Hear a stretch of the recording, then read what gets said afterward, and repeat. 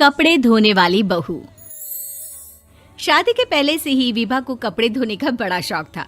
कभी नल के नीचे तो कभी तालाब के पास। अरे मेरी नीली वाली लुंगी नहीं दिख रही है। विभा की अम्मा, कहाँ रखी है लुंगी? अरे वो तो विभा ने परसों ही धोकर रखी थी आपकी अलमारी में, देखो वहीं होगी। वो ना मैंने आज धो दी, मुझे लगा कि गंदी हो गई होगी।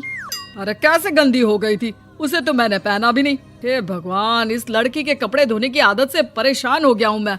जितना तो घर में राशन नहीं आता, उससे कहीं ज्यादा डिटर्जेंट पाउडर का खर्चा है। इसकी शादी करवा दो, शादी जाए अपने घर में ही करे काम, फिर चाहे घर के कपड़े धोने हो या पूरे गांव के। हाँ ठीक बोल रही हूँ, देखता हूँ मैं कोई लड़का। वो दिन भी आ जाता है जब विभा को देखने लड़के वाले आ जाते हैं। लड़की मुझे अच्छी लगी।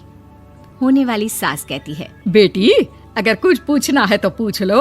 वैसे तो हमारी लड़की बहुत ही शर्मीली है, जो बोल दो वो मान लेती है, इसे क्या पूछना होगा। अरे कैसी बात कर रही हो माँ, मुझे इन लोगों के घर रहना है, सवाल तो कई है। हाँ हाँ बेटा, पूछ लो ना, क्या पूछना है। आप लोगों के घर कपड़े कौन धोता है? सास का मुंह बन जाता है। देखो, अगर तुम ये कहना चाहती हो कि तुम्हें कपड़े धोने नहीं आते तो सुन लो, कपड़े मैं ही धोती हूँ, लेकिन तुम्हारे आ जाने के बाद मैं रुमाल तक नहीं धोऊंगी। अरे चुप रहना भाग्यवान, बहू बेचारी घर आई नहीं, उसे डराना शुरू कर दिया। वो क्या है ना बिटिया, अभी तक तो ये कल्लू की माँ ही धोती थी, लेकिन अब तुम्हारे पापा तो दहेज में वॉशिंग मशीन देंगे ही। तभी विभा की माँ बोल पड़ती है, सवाल भी पूछा तो क्या। वैसे भाई साहब, मशीन की तो फिर भी कपड़े धोने की कैपेसिटी होती है। मतलब जो बिटिया दे रहे हैं ना विभा, इसे कपड़े धोने का बहुत शौक है। ये आप लोगों के क्या, आस पड़ोस गांव मोहल्ले सबके कपड़े धो दे और उफ तक ना करे। बाहर देखा नहीं आपने कितने कपड़े सूख रहे हैं? सब हमारी बिटिया ने ही तो धोए हैं। बस भी करो ना माँ, शर्म आ रही इतनी तारीफ सुनकर।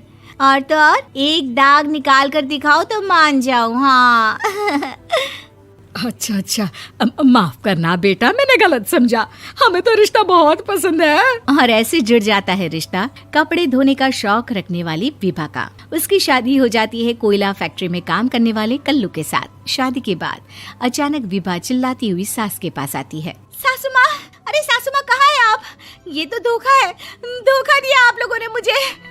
इसे ससुर के चक्कर के बारे में पता चल गया। अरे तो उसमें तुझे क्यों धोखा मिला है? अरे नल में पानी नहीं आता, कपड़े कैसे कब धुलेंगे? अच्छा, तू पानी नहीं आ रहा उसकी बात कर रही है। तो आपने क्या सोचा? कुछ नहीं। अच्छा, तेरी माँ ने कहा था कि कपड़े धोने का शौक है तुझे, याद आया मुझे। शौक बोलकर कपड़े धोने वाले मेरे जुनून को कम ना आके सासू माँ, कपड़ा धोना मेरा गुरूर है। तभी पति भी वहाँ आ जाता है। अभी मैंने इसे सनी देओल की फिल्म दिखाई है, उसी के डायलॉग मार रही है माँ। अच्छा सुन, साफ साफ बता रही हूँ, पानी सुबह 4 से 6 और शाम को 10 से 12 आता है, समझी? विभा टाइमिंग सुनकर हैरान हो जाती है। ये क्या भूतों का मोहल्ला है? सुबह 4 बजे उठकर कौन कपड़े धोता है? 4 बजे टंकी में पानी जाता है, फिर सारा दिन धोना ना, किसने मना किया? अरे कैसी बात कर रही हैं? 200 लीटर की टंकी में कितने कपड़े धो लूंगी मैं? सुबह ही उठ जाऊंगी मैं। अब क्या था, विभा सुबह 4 से लेकर रात के 12 बजे तक कपड़े ही धोती रहती। एक रोज सास पड़ोस से निकलकर कहीं जा रही होती है कि साथ वाली कहती है, हाँ कल्लू की माँ, जरा ये बताओ कि 2 साड़ी है, 2 ब्लाउज और एक पेटीकोट और एक नाड़े वाला लंबा कच्छा। हाँ तो? अरे तो क्या, कितना लोगी धुलाई ये बताओ। धोबन दिख रहे हैं हम क्या? हमारे पति सरकारी नौकरी से अभी रिटायर हुए हैं और बेटा सुपरवाइजर है कोयला फैक्ट्री में। धोबन समझ रखा है हमें?